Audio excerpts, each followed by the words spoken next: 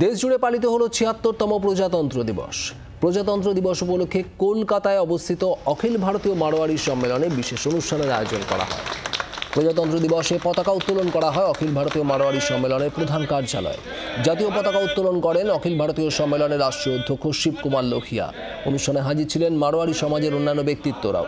অনুষ্ঠান শেষে সমাজ সংস্কারের উপর বিশেষ আলোচনা সভার আয়োজন করা হয়।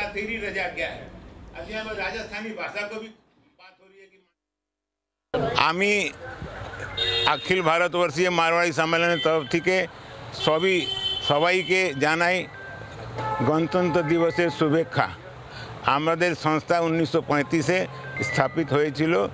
আমাদের রাষ্ট্রপ্রেম, আমাদের কর্তব্য হচ্ছে রাষ্ট্রকে আগে বাড়ানো, দেশকে আগে বাড়ানো। এই জন্যে আমরা গত 90 বছর থেকে এর মধ্যে নিয়োগ হয়েছি এবং আপনাদেরকে আবার গণতন্ত্র দিবসের শুভেচ্ছা জানাই। বাংলার আওয়াজ, বাঙালির আবেগ, জি 24 ঘন্টা।